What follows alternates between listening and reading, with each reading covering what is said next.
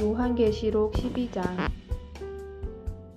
하늘에 큰 이적이 보이니 해를 옷 입는 한 여자가 있는데 그 발 아래에는 달이 있고 그 머리에는 12별의 관을 썼더라. 이 여자가 아이를 베어 해산하게 되매 아파서 애를 쓰며 부르짖더라. 하늘에 또 다른 이적이 보이니 보라, 한 큰 붉은 용이 있어 머리가 7이요 뿔이 10이라. 그 여러 머리에 7왕관이 있는데 그 꼬리가 하늘의 별 3분의 1을 끌어다가 땅에 던지더라.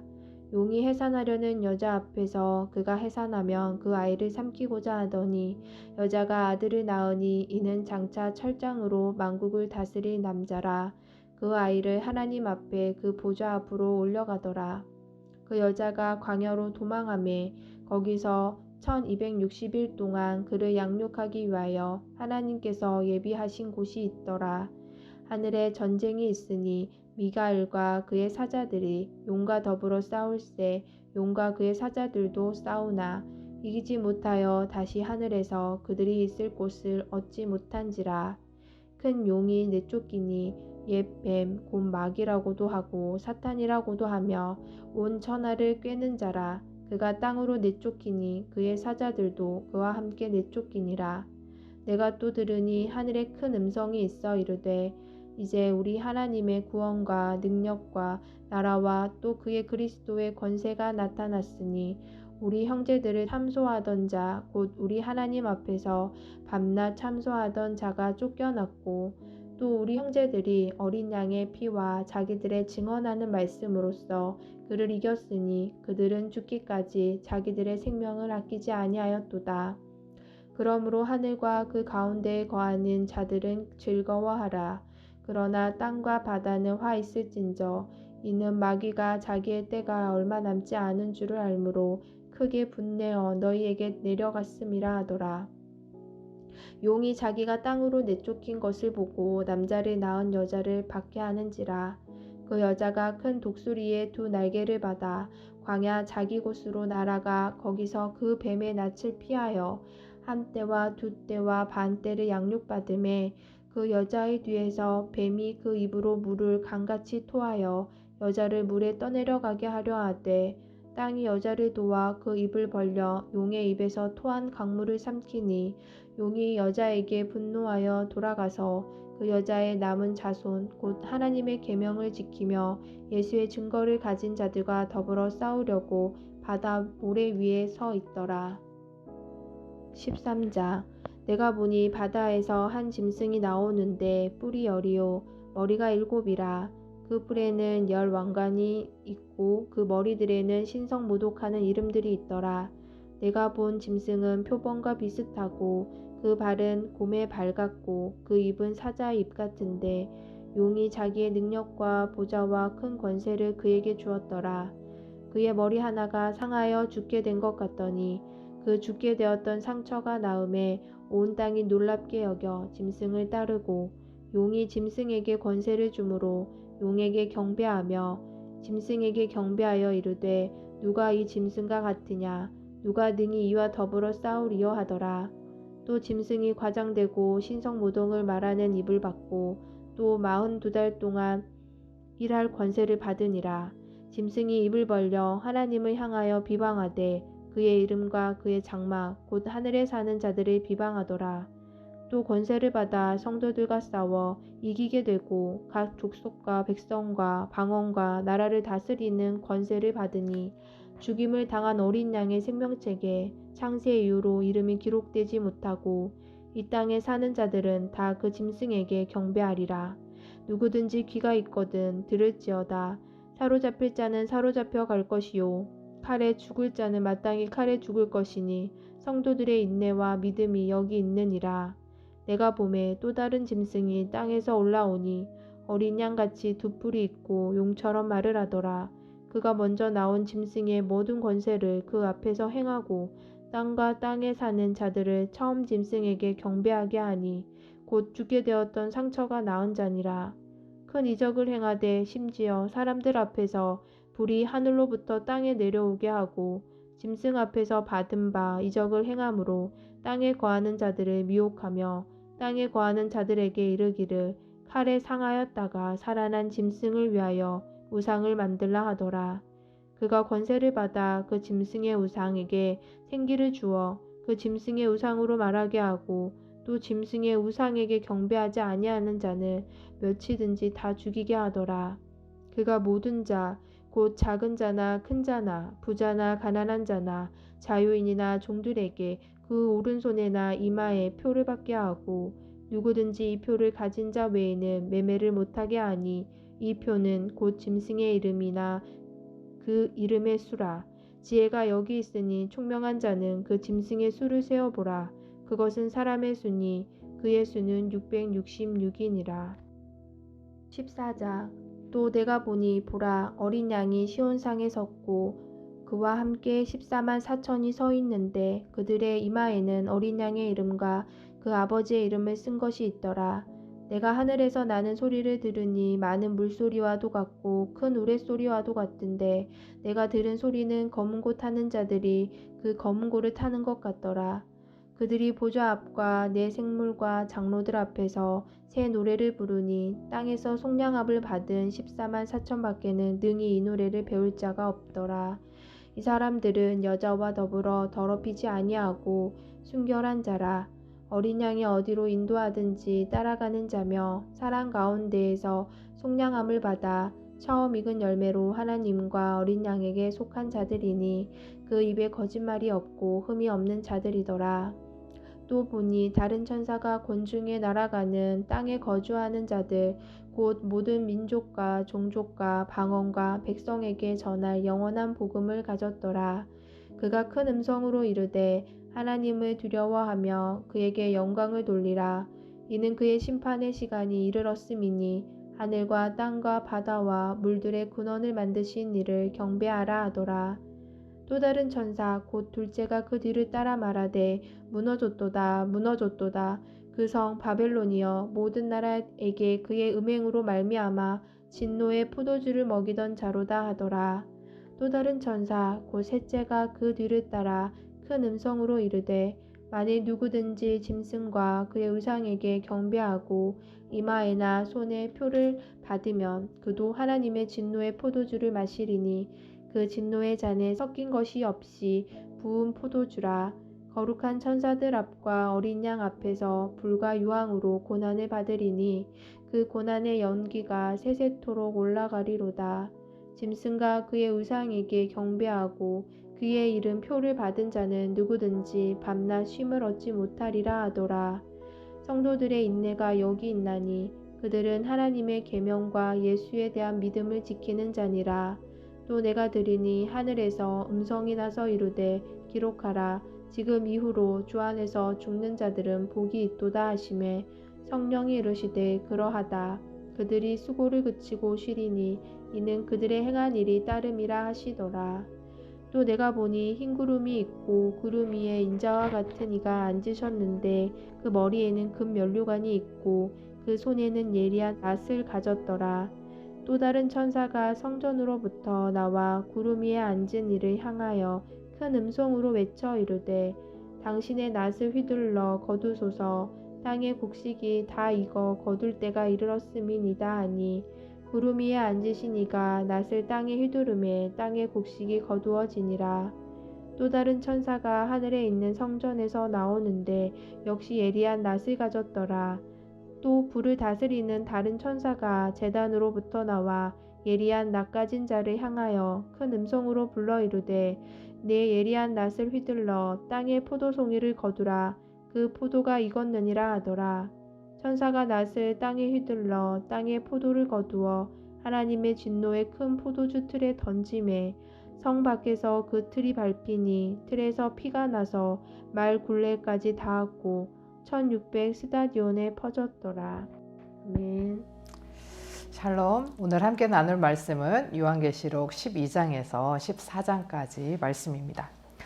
12장에서 14장은 7 나팔 및 7 대접 재앙의 그 집행 사이에 삽입된 세 번째 중간 계시로서 전체적으로 교회에 대한 적그리스도의 박해 및 박해 속에서의 교회의 보호와 구원에 대하여 보여줍니다. 적그리스도의 박해는 넓게는 교회사 전체라고 볼 수도 있고 그리스도 재림 직전 7년이라고 볼 수도 있지만 그리스도의 초림과 재림 사이의 어느 시점? 아마도 종말을 가까이에 둔 재림 직전으로 해석하는 경향이 큽니다. 12장에서는 여자와 여자가 낳은 자녀들인 교회와 성도들에 대한 붉은 용으로 표현된 사탄이 박해하지만 그러한 박해 속에서도 하나님께서 교회와 성도들을 보호하심을 보여줍니다. 그 박해의 기간은 한때, 두때, 반때, 그러니까 3년 반 동안입니다. 이 기간은 반드시 끝이 나는 시간이기에 성도는 인내하며 믿음으로 견뎌야 합니다. 붉은 용은 천사장 미가엘에게 패하여 땅으로 쫓겨나고 자기 때가 얼마 남지 않았음을 알고 분노와 복수심에 더욱 성도들을 해하려 합니다. 13장은 바다에서 나온 짐승과 땅에서 올라온 짐승의 등장으로 교회와 성도들에 대한 박해가 좀 더 상세하게 나타납니다. 바다에서 나온 첫째 짐승은 용의 모습과 비슷하고 10뿔과 7머리를 하고 있으며 한때 머리에 치명상을 입어 거의 죽게 되었다가 다시 회복된 자로 용에게 권세를 위임받아 온 세상을 다스리게 하고 이때 어린 양의 생명책에 기록된 자들을 빼고는 모든 사람들이 이 짐승을 경배하는데 이 짐승은 일반적으로 하나님을 대적하는 적그리스도를 의미합니다. 땅에서 올라온 둘째 짐승은 첫째 짐승의 모든 권세와 이적을 행하면서 사람들을 미혹하고 첫째 짐승에게 절하며 경배하게 하는 우상 숭배를 조장하는 거짓 선지자를 묘사합니다. 이들은 오른손이나 이마에 짐승의 표 666을 받게 하고 이것이 없으면 매매도 못하고 생존에 걸린 기본적인 경제 활동이 불가능하도록 하였습니다. 여기서 붉은 용, 바다에서 올라온 한때 머리에 치명상을 입어 죽게 되었다가 살아난 첫째 짐승, 이 땅에서 올라온 둘째 짐승은 삼위일체 하나님을 모방하고 있다고 볼 수 있습니다. 666이라고 하는 숫자가 무엇을 의미하는가 많은 관심이 있는데 많은 학자들은 로마의 폭군 네로의 이름을 히브리어로 표기하면 네론 케사르인데 이것을 히브리 숫가로 계산하면은 666입니다. 따라서 666이란 숫자는 기독교를 극심하게 박해했던 네로와 제2의 네로로 불리는 도미티안 황제를 뜻한다고 봅니다.